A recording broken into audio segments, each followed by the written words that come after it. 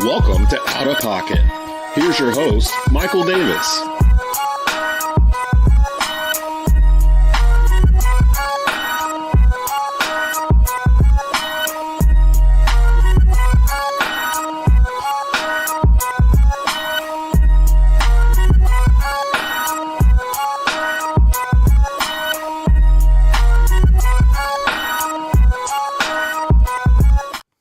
It is time to get out of pocket. I am your host, Michael Davis, on this TGI Friday lineup, joined with two very special guests on a very special Friday because we now know the NBA Finals matchup.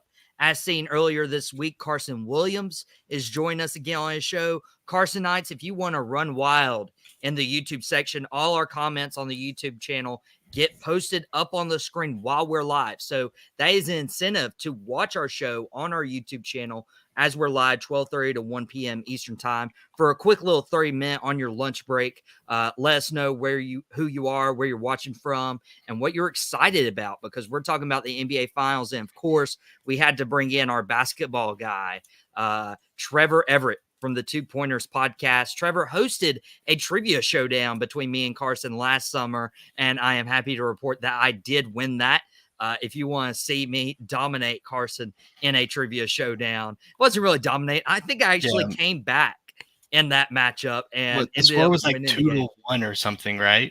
I won. That's the most important thing. That's the only thing. I'm 1-0 in trivia showdowns, and if Trevor ever wants to invite me back on, I am more than happy to beat Carson or beat anybody else for that matter. Now, there was a team who did not get to come back in their playoff series, and that's the Minnesota Timberwolves against the Dallas Mavericks.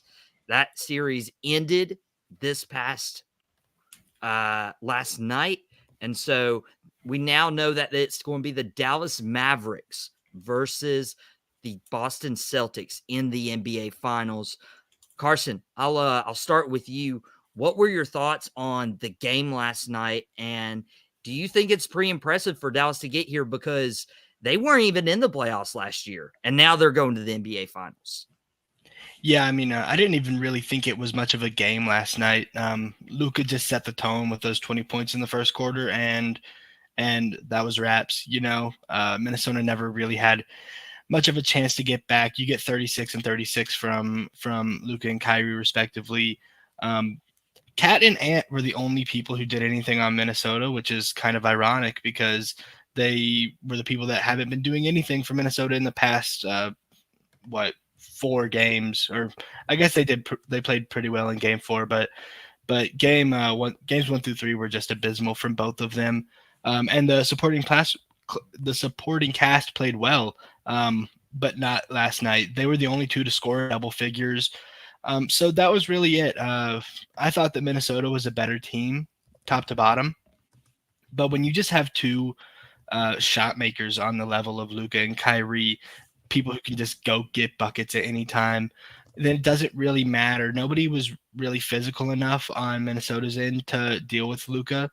Jay McDaniels is great, but just in terms of physicality and like weight and strength, they just couldn't deal with Luka, and that was the difference to me. Which, Trevor, that's very interesting, because if you listen to the media, Dallas was always called soft. I've been very critical of Kyrie Irving. My stance might have changed. But Luka Doncic was like, oh, Luka doesn't play defense. And they were going up against a team that had a 4-time Defensive Player of the Year in Rudy Gobert. Were you shocked in how this series went down? Oh, yeah. I mean, to say I was shocked would be a lie. Am I surprised that Dallas has been this good? No. I mean, you mentioned the year off that they took.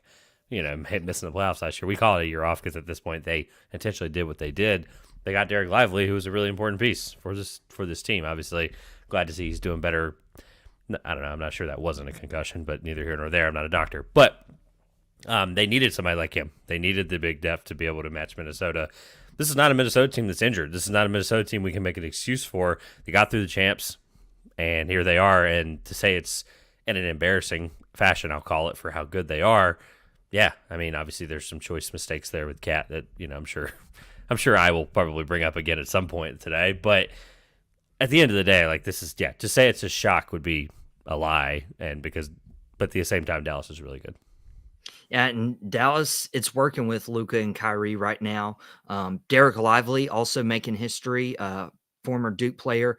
He left, I thought, a year early for Duke's sake and Lively's sake. I was like, okay, he needs to work on his offense. Now he has a stat that nobody else has in NBA playoff history: 16 of 16 in this series. Through 4 games, he missed one of them due to injury. That is the most field goals without a miss in NBA playoff history. Derek Lively. And that is the most outlandish stat I could think of right now. But when it comes to Duke guys, I've been very critical of Kyrie Irving. And I know you guys have listened to me and, may have agreed or disagreed at some points. I mean, Kyrie Irving has been a diva, whether he was in Boston or certainly in Brooklyn during that disaster run with Kevin Durant and James Harden. But now Kyrie Irving in Dallas just feels different. And I feel like that's why it's working. Carson, what's your thoughts on watching a fellow Duke guy succeed? Yeah, it's been awesome. Him and Derek Lively. Just to bring up that stat real quick, it's awesome, but it's pretty easy when all of your shots are coming with both hands hanging on the rim. It's all just lobs from Luka, but still impressive. Kyrie really has just completely shifted like his reputation and like how people were talking about him. You can just see it on like social media as everybody now is like, I love this new Kyrie. He's a better teammate. He is a winner. And you can see that on the defensive end. He's really stepped up there where before he was a defensive liability. He really is just a really perfect number 2 who can, he's okay to sit back. He's a good off-ball player, which we saw in Cleveland. But he can also take over, which we saw multiple times in this game, and we've seen a lot throughout these playoffs. He's a winner, and he's a great teammate, and he really cares about the game and about his teammates. And I don't know, he seems like somebody that I would want on my team. Trevor, now that Kyrie is on Dallas and he's playing the way he is, and actually he's on the court, he's actually playing, but he's playing at extreme high level. What are your thoughts on Kyrie's resurgence in Dallas? I don't know if I have any, because at the end of the day, like, this is the best he's played since he left Cleveland. I mean, it just is what it is. Like, Lucas seems happy he's there. Like, we've tried to pair up 5 different guys with Lucas since he's been in the league, and this is the one that's worked out. I'm not sure I would have had Kyrie in the top 3 of guys that would have worked out like this. The defensive stuff, like, he's going to have these moments, but it's so interesting because it just seems like the chemistry is cooking at the right time for only being now together for, a full season. It's interesting. It seems like he understands. Maybe it took 3 stops and maturing to get there. I don't know. But it seems like he really understands, like, okay, I'm not the 1A that I maybe thought originally I would be, because that's kind of how the whole Cleveland thing ended, without going too much into how that story ended. But he kind of just understands, like, I can be a 1A when Luka, the problem is Luka doesn't have nights where he's not the 1A. Really, it doesn't happen. It just doesn't. So Kyrie can be like that, and he can be an incredible closer, and that's really what they need him to be. That's why I kind of didn't dog on him too much about the 9 field goal attempts a game or whatever it was in the second round, because they didn't need him to be like that. They needed him to be complimentary, and that really did work in the second round for them against a really young team, because they had role players that stepped up instead. So, he had a really, interesting second round, but it just shows you he's still a championship level player. He never wasn't that. It's just there were some things that got in the way, whether they were self-inflicted or not. And it was a great 1-2 punch last night. I remember turning to my dad and I'm like, Dad, Minnesota Timberwolves are beating Luka Doncic and Kyrie Irving by 16 points. It was 88-72 at one point in the fourth quarter. I'm like, will Luka and Kyrie come back? Like, it was literally on the back of those 2 guys, with PJ Washington coming from Charlotte to end up in Dallas in the NBA Finals. Derek Lively as a rookie, where I said he needed a year to stay in college, and he didn't. Jaden Hardy needs to be given some love and shout out. People don't understand, like, to be the 8th player on a bench for a team. He was a top 5 guy in his class. Like I don't want to get anything twisted. There was some, I think it was work ethic issues or something. He slipped to like a ridiculous number in the draft when, we all put our boards together, those of us that did draft work that year, and we're all like, wow, we all have Jaden Hardy as a top 10 player. And it's amazing, wow, how we just kind of are wrong about stuff, or we misconceive how things are going to be done pre-draft process, or maybe something you find out, interviews, whatever. He slipped into the second round. Like, it's stupid. Like, he's an incredible player. He's a top 5 player in his high school class. I'm pretty sure he was 4th. Like, hello, he's now playing meaningful minute. Like, the Josh Green thing aside, like, Josh Green's been in that offense and been in that system a long time. Like, if he makes a couple threes, I'm willing to live with that. But Jaden Hardy, like, is getting to the basket and doing things that no other player has confidence in doing right now at his age, and it's incredible to watch. And I want to shout out Dante Exum, too. I thought that he's played some really good minutes. He was literally out of the league. I mean, like, that. Yeah, it's not like people joke about he's almost out of the league. Like, he was literally not in the league for 3 to 4 years. It's crazy. It's been so impressive. Just this turnaround from the franchise in general. That trade when they got rid of, or no, not even a trade, they lost Brunson for nothing. That should have been like a stab in the back. That should have really put this franchise down for a while. And then you miss the playoffs last season. Like, the turnaround, they have just aced every move. Derek Lively came in and people thought he was a raw prospect. I thought he was a raw prospect, and it ended up being the right move. They have just PJ Washington coming in. Derek Jones Jr. has played great. Like, every move that these guys have made since Brunson walked has just been incredible. It's been really a masterclass from the franchise. You can thank Nico Harrison for that. Nike GM, former Nike executive, turned GM. Obviously, the connection to Kyrie there for a long time, as he was one of the people that got Kyrie to Nike a long time ago. There's some connection there, and like, I just, of course, without the proving ground for a guy like that with his background, we just had to see it to believe it, and he has this team in the freaking NBA Finals, for crying out loud. So, yeah, in 2 years, he took over the job in 2021, specifically in June of 2021. So, I mean, yeah, shout out to Harrison for that. Yeah, been incredible. Hey, especially taking a team who didn't make the playoffs last year all the way to the NBA Finals, and I will stand my ground on this. Luka Doncic should have been the MVP. And the fact that people looked at the regular season record to say, no, he shouldn't be, like, is a travesty, because look at what he's done in the playoffs. I mean, Luka should have been the MVP. Well, the MVP is a regular season award. Thank you. There are plenty of people who get out pretty early in the playoffs that have been MVP before. And I think it was Jokic's, but, we've had this conversation before. No, am I more willing to, like, for my ballot specifically, am I more willing now looking at it going, wow, should have probably had him second over SGA? Maybe, but SGA was the best player on the 1 seed as the youngest team in NBA history to do that. Yeah. So I kind of have to, like I want to be able to remember this. Not actually having a vote is really helpful, because it's how I view a season 5 years later. I can look back at the awards. It's, okay, I have an award. If I have a vote for real, right, you have to think about what kind of things are put in play there with, like, guys' bonuses with making third team, that kind of thing. Like, Tyrese Halliburton is now eligible for a ridiculous extension. Obviously, that's a lot more power if you have that kind of power to vote. But my point being is, like, how are you going to remember this season? I'm going to remember this season by going, okay, SGA, I voted him second for MVP. I voted him second team all defense. He did not make that, which is really tragic. We're going to look at this if he makes a Hall of Fame, wins a couple championships, whatever, and we're going to go, how did he not do this or this a couple of times? And you're going to be really it's going to be really discrediting. Hey, he was the 1 seed, right? They were a 1 seed, made the second round. Like, you're going to look at this season and remember, that's how I remember SGA. How I remember Luka is this finals run. It's not going to be the fact that I voted him second MVP. Luka didn't do anything extravagantly other than lead the league in scoring to make me go, yeah, okay, probably deserving of second in MVP. There are people that I know that have votes that said, here's how I ranked them. It just got to a point where I had to rank the best players in order, and that's why Luka was second.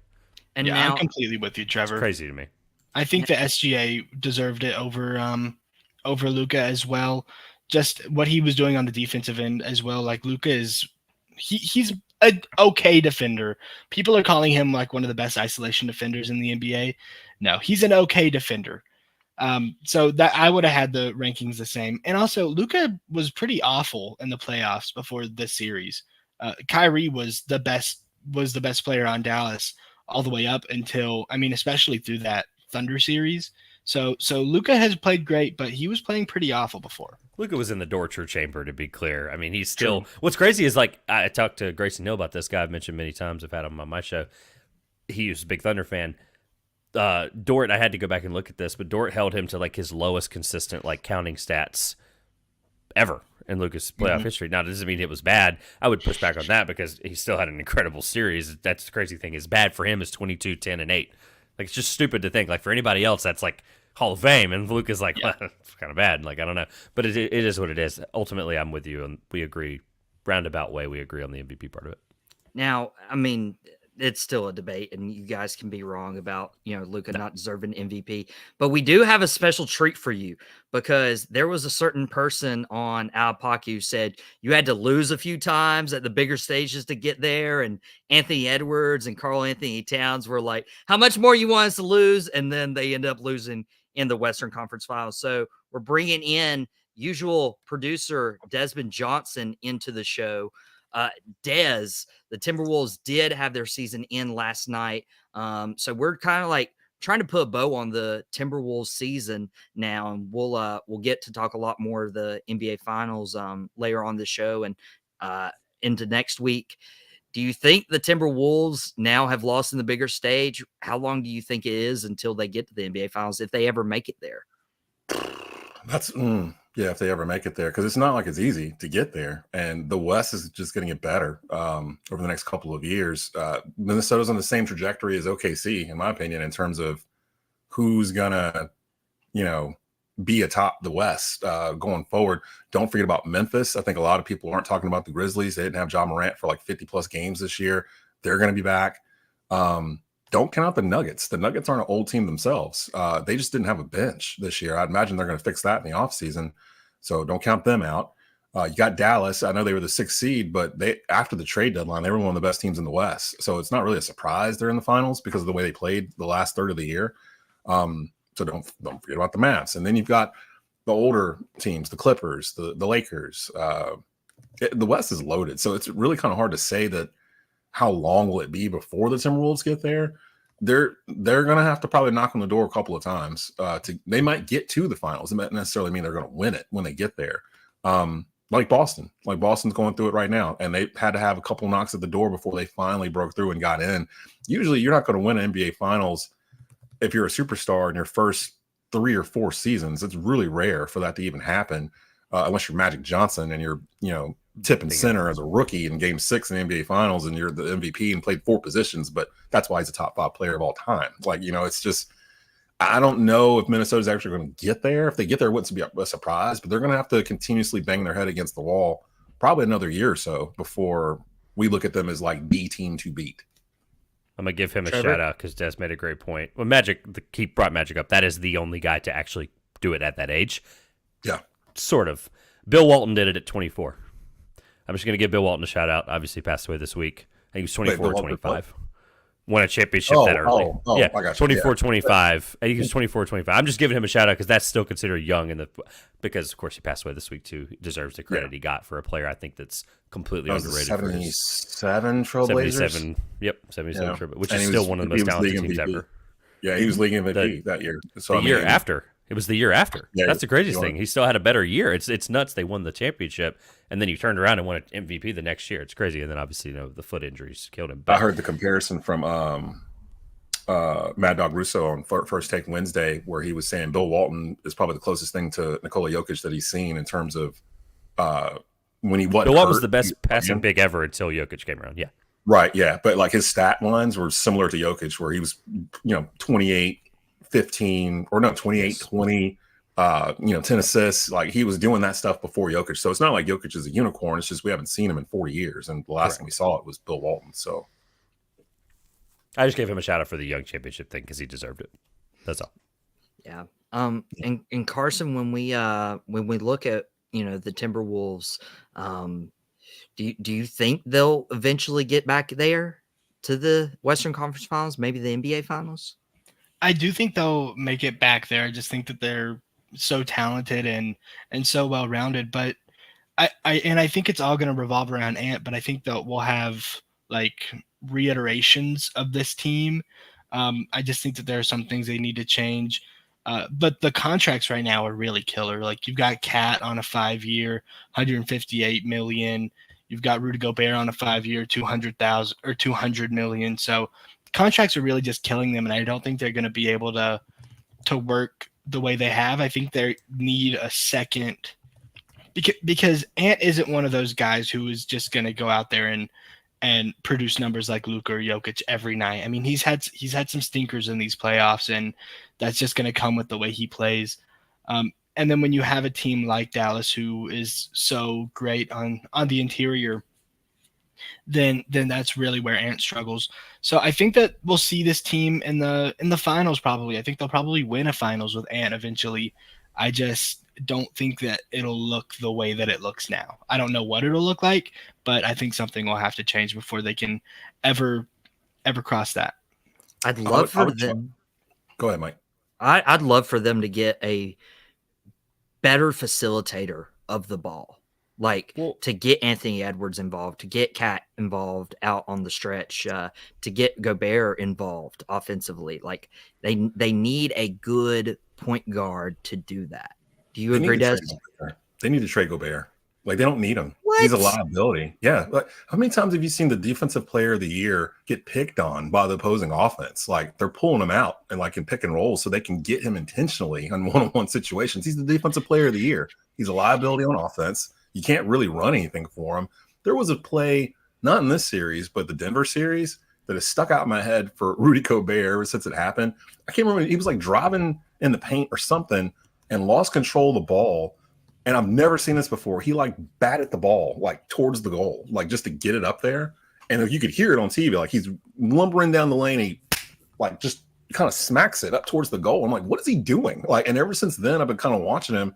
He has no kind of offensive repertoire at all, like in the paint. Like if it's not a dunk, he's just kind of throwing it up there. If it's not like an alley-oop or something like that. You're playing 5-on-4 on offense when you've got him out on the floor. Naz Reid is a better player, in my opinion, like overall, in terms of what he brings to this team. And Naz Reid brings the size too. And when Naz Reid had good games, Minnesota was pretty unbeatable in the playoffs. When he wasn't, or when Cat's out here shooting 32 threes or whatever and hitting 4 of them, Timberwolves are losing. Like I don't think it's so much they need a facilitator. They just need to know their roles better. Anthony Edwards is 22. Like I don't even expect him to sniff the finals and actually be expected to win it until he's around 27, 28, because that's usually where it is. LeBron won his around that age. Jordan won his the first time around that age. Unless you're Larry Bird or Magic Johnson, you just don't win it this early. And I think we've gotten used to the kids coming out so early. They're 17, 18 years old when they get here.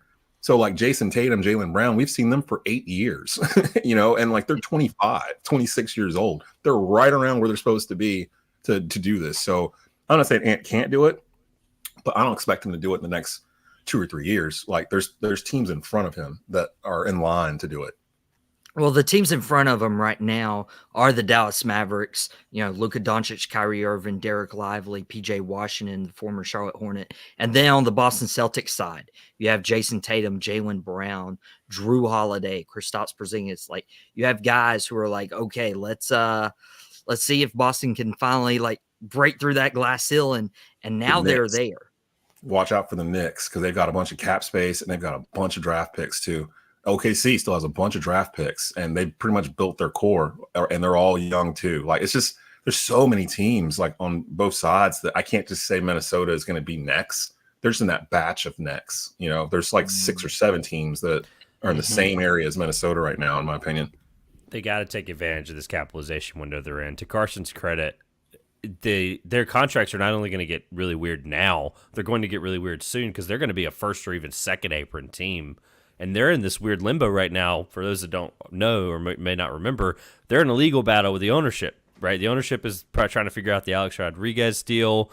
I think Mark Galore or whatever his name is the other guy involved in that. You see these guys on the court side with the current owner, right? And they're trying to work all that out. You are going to have to figure out, if you're going to end up being first, second apron, is Alex Rodriguez going to front that check? As a brand new owner, history tells us they probably will, but that might critically cap this team for a really long time if they're not careful. And then obviously the contracts, that's just is what it is. The Gobert thing, we don't have enough time to go into what Des talked about with the Gobert thing. What I would say, though, is I have confidence in Tim Connolly, the guy that built the Nuggets into a championship contender, to figure this out. So that's kind of the caveat is if they do trade Gobert, which I don't agree with, is they got to figure that out. They got to understand, okay, this is what my cap's going to look like, whether I keep this guy or not. Conley's obviously, getting up in age. You don't want him to be your championship level point guard next year or even the year after, probably. That's why I agree on the playmaker part of it. I agree on getting somebody in there that can distribute the ball that's not at Mike Conley's age that I think will help them. But they've got bigger fish to fry. They've got contracts to figure out. They've got to figure out a way to keep guys like Nickeil Alexander-Walker. Even though he didn't have a good Western Conference Finals, he's still an integral piece to their defense, which is why they were what they were. Did Edwards already sign his extension? His rookie extension? I don't know. It was in the same class as LaMelo Ball. So, yeah, I would imagine it's 200-something million because that's what LaMelo got. And he went third. So, yeah. Anthony Edwards is locked into Minnesota, and he's getting paid a lot. Yeah, it's like 270 million or something like that. Yeah. So, because yeah, LaMelo got 265. I got it right here. James Wiseman. That's who it was. Wow. In between 42. Edwards is 42.3, 45, 49, 52, 55 UFA, and 29.30. So it's like 260-something million. Yeah, it wasn't the 5 full years, season. 260 million. Well, because it was the old cap at the time. It was not the cap that we're currently going to have. So, and then when this come up, they're going to be in the new TV deal. So the cap's probably going to be a lot higher. It already projected $8.5 million, I think, is the raise. Yeah, so there'll be some space. They just got to again. Rudy is good to be there when they're beating Denver because that's why he's there. They built that team to beat Denver, but they didn't think past Denver. And once they got past Denver, Rudy became a liability. Like you just can't leave him out there. You have to get through Denver. You have to get through Denver every year right now, though. That's crazy. You can't just Denver get rid is of the Gobert one. and then assume you're going to just run through the playoffs with a 22-year-old Or not Edwards. necessarily get rid of him, bench him. Start Naz Reid, bring Gobert off the bench. Like if they had brought Reid off the bench, or if they had started Naz Reid the past 3 games, they'd still be alive in the playoffs, in my opinion. And if Rudy was coming off the bench, and if Cat wasn't shooting free throws for the first 3 games of the series or whatever, if he had realized he was the biggest player on the court, this is a bigger cap problem than anything else. Let's just call it what it is. It's a bigger cap problem. Yeah, he fell in love with the 3. That's really kind of was their demise, really, and they popped back up to life once. He realized, hey, I'm 7'3". I'm gonna go drive into the paint. They can't guard me. He finally, game 4. Thanks, Cat. You kind of realize that nobody can guard you in the paint instead of posting up 30 feet out from the rim. Like the NBA switching back to what I call the traditional Carolina roster, where you've got 2 big men on the floor, you've got a 3rd big man coming off the bench, you've got 2 guards that can handle the ball on the floor at any given time. And you're running about 9 guys. Like that's the Carolina formula, basically. And that's kind of what you just saw with the Mavs. The Mavs have literally the blueprint of what we expect of Carolina in terms of their roster. That's the Dallas Mavericks. They've built it like that. And now we get to see it on a pro level. And we'll get to see it, and we'll get to talk a lot more NBA Finals next week. We're closing in on our 1 o'clock stop time so you guys can get back to work on your Friday lunch breaks. But before we go, I did want to get like a really quick snippet of your prediction a week out from these NBA Finals. It starts in about 5 or 6 days, so we'll have a good rest. Trevor, Boston, Dallas. Can I get you to predict this, or are you going to, pass it on? Yeah, because I have, 96 hours to change it. I mean, it's not like what I say now, people are going to be like, oh, I can change it between now and Thursday at 8:30. I'm going to go with Boston, and I'm going to go with Boston in 7 for a couple of reasons really quick. They have the defense to just let Luka do whatever Luka's going to do. And obviously, we know the role players. At the end of the day, if you're just going to go role player here, I'm going to take Boston. I think I'm going to take the more consistent team that has a better defensive role player set up with Drew Holiday and Derek White. Yes, it's crazy. I think those guys are considered role players. But Luka can do what Luka's going to do. Jaylen Brown's been an exceptional defender this playoffs. They're going to have guys that like him to throw at Luka. At the end of the day, they've been through it. Like, to hear people discredit Boston in their run because they haven't won a finals when they've made 7 Eastern Conference finals in 9 years, and 2 of those, or one of those was a finals, now 2 technically, is insane. And this team is built to win this championship, and I think they're going to, regardless of how incredible I think Luka is. Luka's reached this point. That's an overarching thought I'll do maybe next time I'm on here or something. But Luka's reached this point where he's in all-time player stratosphere of players to be feared, and if he wins this in 6 like the person on the screen just popped up. Like, I'm not going to be shocked by that, to be completely honest. But Boston is better built to win, so I'm going with my brain in this case. And I do think it'd be really cool to see Luka win a championship. But I think Boston, not saying Boston deserves it more because they've won 18 titles, whatever. Not at all want that to be construed. But Boston is built to win a championship really, really well and experienced. Trevor's going Boston. Max going Dallas Mavs. Des, where are you going? 7. It's so weird because Boston, they have a bunch of two-way guys that can guard. And that's not what the Mavs just went through, with Minnesota. But the Mavs have something going on. Like, I just like the way they're built, their roster. And it's hard to – I don't know if Jason Tatum and Jaylen Brown can guard Luka and Kyrie. Like, they're just on a tear right now. I think I'm rolling with Dallas. Although it should be Boston's time, in theory, based on everything I've said the past couple of weeks. This is Boston's championship to win. Yep. I don't know. It's something about Dallas, man. I'm looking at Dallas, and I feel like they're going to pull this off. I'm going to go with them. 6 or 7, I'm just curious. 7. I'll go 7. I think this series goes 7 regardless of who wins. So if Dallas beats Boston at the Garden in Game 7, only the Lakers have ever done that in history, if I'm not mistaken. So all the stuff I said about Luka all time, like what I just said at the end there, and I have a bigger point that would take longer, I'm not going to do right now. But to talk about how Luka's reached the stratosphere of feared players, if he does that, I'm putting him in places in my all-time rankings that I promise you guys are not like going to understand, because like you just said, there's no other team that's ever done that. That would basically be Luka. Like, if he has a good game, it's Luka. Luka walking into the Garden and doing that, it's insane to put. Like, there's not anybody else in NBA history that's ever done that. I think the Lakers. I think the Lakers have done it. I'm not sure. Yeah. They might be the only one. Yeah, they're the only ones that have done it. That was the Magic's Lakers in the 80s. So that would be kind of crazy. That would be super wild if Luka did that. I forgot if they go 7, it's going to be in Boston. Yep. I'm gonna go. So Sorry, that did sound like Carson. Do you see Carson? No, I I don't see Carson. I'm on my Facebook feed trying to share it, and the speaker. Oh, I was like, it was him. Nice. Carson, is that you? But we'll hopefully get Carson's pick. I think his Wi-Fi cut him out. But yeah, we'll get Carson back on the show, I'm sure, sometime next week to get his pick. For me, again, if Trevor's saying I got 96 hours to change this, and this is that aged well segment, I'm going to go Boston in 7, just because TD Garden is where Boston has made their magic for all season. And if they were to lose in that atmosphere in Game 7, it would just crumble. The mayor of Boston would have to issue a state of emergency. Like, I'm dead serious. If they lose Game 7 in Boston, they're going to have to issue a state of emergency. Yeah. No question asked. It would look pretty tough. We are past the 1 o'clock hour. Des, what do we expect on TGI Friday lineup? Today we've got a pretty loaded lineup starting at 3. Actually, today we're running the Drop the Mic podcast with Mike and Shannon Smith, talking pro wrestling from the past week. That's at 3. The All Hornets Sports Illustrated podcast is at 4, previewing guards for the upcoming draft for the Hornets. And then at 5, it's Franchise Players, hosted by me. This week, we've got USA Baseball's Darren Vaught on, previewing the College World Series.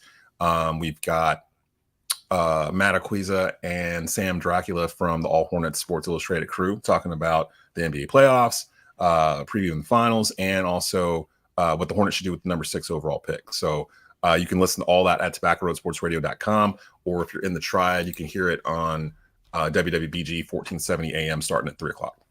Yeah, that sounds incredible. All our stuff out of pockets, drop the mics. They're all available on demand on the Tobacco Road Sports Radio's YouTube channel. That's why you should go subscribe. Thank you so much for Des hopping in. I know he's had a busy day.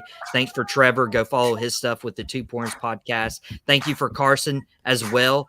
This will be Out of Pocket with Michael Davis. We'll be back Monday afternoon, 12:30 for your lunch break. And until then, everyone, have a phenomenal weekend. We will see you back here on Monday.